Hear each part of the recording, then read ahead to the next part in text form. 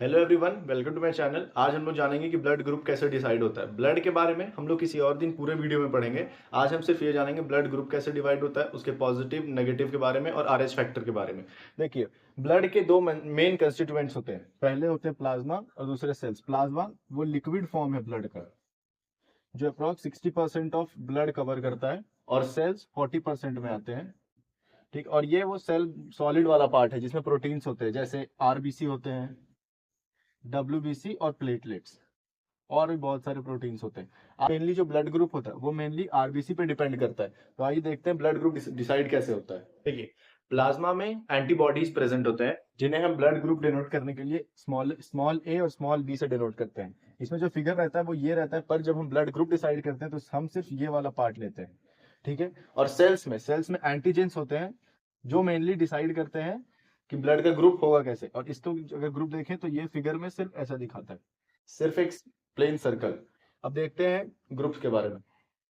अब अगर हम लोग ग्रुप ए के बारे में बात करें, तो ग्रुप मैंने आपको बताया था कि आरबीसी का जो फिगर होता है वो डोमिनेट करता है ग्रुप डिसाइड करने में।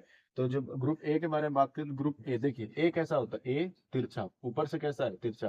तो अगर माइक्रोस्कोपिक व्यू में अगर ब्लड देखिए, आपने डॉक्टर्स को देखा होगा कि वो ब्लड लेते हैं एक प्लेट में ऐसे ऐसे ऐसे ऐसे रब करके और उसे माइक्रोस्कोप में लगा देते हैं। उस माइक्रोस्कोपिक व्यू में आपको ये दिखेगा। अगर आपको उसमें ए दिखता है जिसके ऊपर ऐसे ऐसे बने हो, जिसके आरबीसी में नुकीला नुकीला पार्ट बना हो,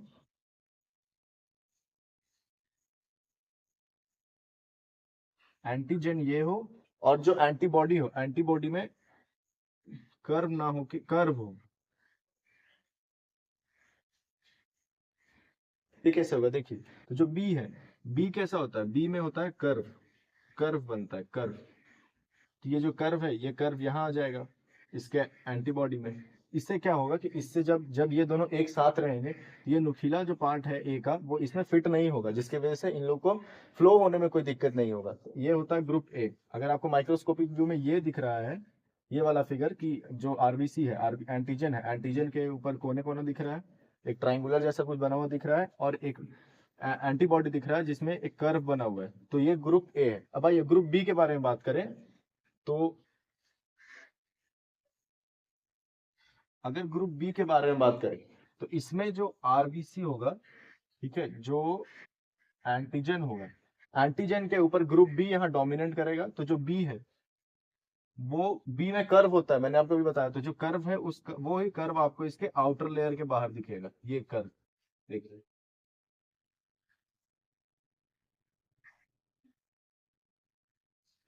और जो इसका एंटीबॉडी होगा, अब एंटीबॉडी में ऑब्वियसली ए होगा, ठीक है। और इसके जो एंटीबॉडी में होगा उसके यहाँ पे एक ट्रायंगुलर सा नुकीला सा चीज बनेगा, ए के जैसा, बिल्कुल ए के जैसा। ए के जैसा देखिए बना। तो इसमें क्या होगा, जब ये दोनों एक साथ फ्लो करेंगे तो ये इसमें जाके फिट नहीं हो जाएगा, उसके वजह से ब्लड फ्लो में कोई भी दिक्कत नहीं होगा। तो ये ग्रुप ए ऐसे डिसाइड होता है। अगर आप माइक्रोस्कोपिक व्यू में देखें अपने ही ब्लड को, आप अगर देखोगे तो अगर अगर ऐसा दिख रहा है और ऐसा दिख रहा है एक साथ, तो ये ग्रुप ए है। और अगर ऐसा दिख रहा है तो वो ग्रुप बी है। आइए अब हम आगे बताते हैं।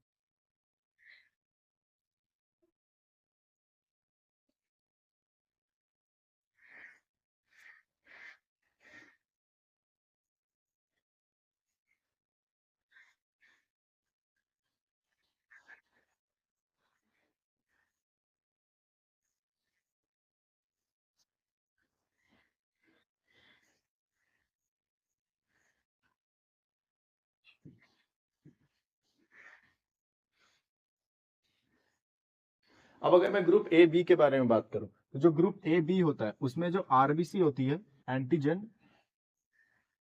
उसी में एंटीबॉडी भी प्रेजेंट होती है। जैसे देखिए, एंटीबॉडी पहले हमने क्या पढ़ा था, ग्रुप ए में जो एंटीबॉडी थी वो ऐसी थी, ग्रुप बी में जो एंटीबॉडी थी वो ऐसी थी।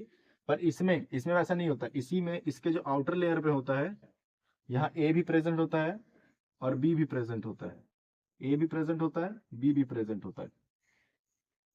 यही ग्रुप ए बी होता है। ठीक है। तो अगर आपको ब्लड के माइक्रोस्कोपिक व्यू में ऐसा दिखता है, कुछ ऐसा स्ट्रक्चर, तो ये ब्लड ग्रुप ए बी होता है। अब देखिए ग्रुप ओ कैसा होता है।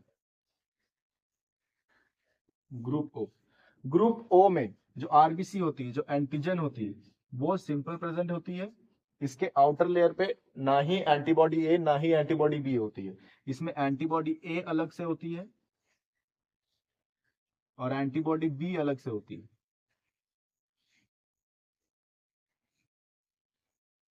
ठीक है। ग्रुप ओ के माइक्रोस्कोपिक व्यू में ऐसा ऐसा दिखता है, ये ब्लड स्ट्रक्चर दिखता है। अब हम जानते हैं कि आरएच फैक्टर क्या होता है, रेसस फैक्टर। देखिए, तो जब साइंटिस्ट एक्सपेरिमेंट कर रहे थे तो उन्होंने देखा कि किसी किसी ब्लड ग्रुप में कुछ एक कंपोनेंट ऐसा है जो एक्स्ट्रा प्रेजेंट है और किसी किसी ब्लड ग्रुप में वो कम प्रेजेंट है। जैसे कि ये है, ये मान लीजिए मेरा ए बिग है, ठीक है, ए बी। अब इसमें ए बी में क्या होगा, ए भी होगा और बी भी होगा, तो ए और बी दोनों प्रेजेंट थे। पर किसी किसी बंदरों के ब्लड में कुछ एक्स्ट्रा प्रेजेंट थे ऐसे, ठीक है, और किसी किसी बंदरों में नहीं थे। मान लीजिए ये एक और ए बी है, इसमें सिंपल ये है।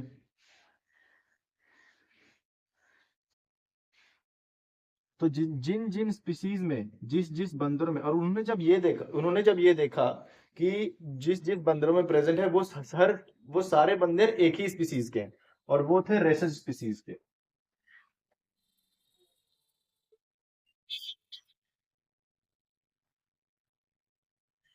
तो रेसस जो है वो एक स्पीसीज का नाम है, बंदरों के एक स्पीसीज का नाम है जिनके ब्लड में सारे ब्लड ग्रुप्स में एक कुछ एक्स्ट्रा कंपोनेंट था, वो प्रेजेंट था।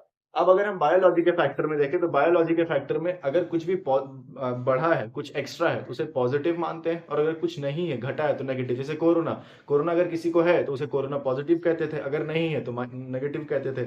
अगर वायरस प्रेजेंट है तो पॉजिटिव है, अगर नहीं है तो नेगेटिव है। इसीलिए तो जब ये प्रेजेंट था तो इसे इसे बोल दिया गया पॉजिटिव ए बी, ठीक है, और इसमें नहीं है प्रेजेंट तो इसे बोल दिया नेगेटिव ए बी। इसी को आज हम जानते हैं ए बी पॉजिटिव से और ए बी नेगेटिव से। आरएच फैक्टर, बस आरएच फैक्टर डिसाइड करता है कि ब्लड पॉजिटिव है या नेगेटिव है, एक एक्स्ट्रा कंपोनेंट के होने की वजह से। तो आप अपने ब्लड को खुद ही देखकर भी बता सकते हैं कि कौन सा ब्लड ग्रुप है, पॉजिटिव है या नेगेटिव है। बस आपको ये पता होना चाहिए कि ब्लड ग्रुप कैसे दिखते हैं, उनके माइक्रोस्कोपिक स्ट्रक्चर कैसे है। अब अगर मैं यूनिवर्सल डोनर की बात करूं तो वो ओ नेगेटिव है। कैसे, मैं स्ट्रक्चर के थ्रू बताता हूँ। ओ नेगेटिव में ना ही वो एक्स्ट्रा कंपोनेंट प्रेजेंट है जो पॉजिटिव करता है, ना ही इसके जो एंटीबॉडीज हैं वो इसके इसके साथ मिले होते हैं। तो अगर मैं इस ब्लड को किसी में भी दे दूं, मान लीजिए ए में दे दूं, तो ए ग्रुप में क्या होगा, ए ग्रुप में ये है, ठीक है, और इसके बाद इसमें ये प्रेजेंट है।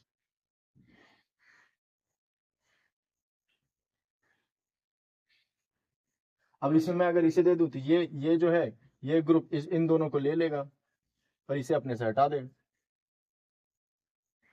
किसी को भी दे सकते हैं, ठीक है। अब अगर यही मैं बात करूं रिसीवर की, तो जो यूनिवर्सल रिसीवर है वो ए बी पॉजिटिव है। कैसे ए बी पॉजिटिव, कैसे यूनिवर्सल रिसीवर है भाई, A B positive. A B positive का स्ट्रक्चर कैसे बनेगा, एक तो बनेगा ये, फिर बनेगा ये, ठीक है, ए बी, इसमें ये भी होंगे, ये भी होंगे और ये भी होंगे, तीनों प्रेजेंट होंगे, ये ये, ठीक है। अब इसे आप कोई भी ब्लड ग्रुप दे दीजिए, कोई भी, इसे प्लाज्मा, इसे सेल, सब कुछ चाहिए ही चाहिए। इसीलिए ये यूनिवर्सल रिसीवर है और ये यूनिवर्सल डोनर है, ठीक है। तो देखिए, ये था हमारा आज का लेक्चर। अब अगर आपको सच में जानना है कि आपका ब्लड ग्रुप क्या है, या आप जानते हैं फिर भी आपको देखना है कि आपको देखने आ रहा है या नहीं, तो आप कहीं भी चले जाइए किसी भी क्लिनिक में, वहां पे अपना ब्लड ग्रुप को आप अपने ब्लड को देखकर माइक्रोस्कोपिक व्यू में देखिए और जज कीजिए कि आपको ये सब सारे कंस्टिट्यूएंट मिल रहे हैं या नहीं मिल रहे हैं। आपको मिल जाएंगे, आप वहां से चेक कर लीजिएगा, ग्रुप ए है, ग्रुप बी है, ग्रुप ए बी है, ग्रुप ओ है, पॉजिटिव है, नेगेटिव है, रेसस फैक्टर क्या है, आपको सब कुछ पता चल जाएगा। Thank you.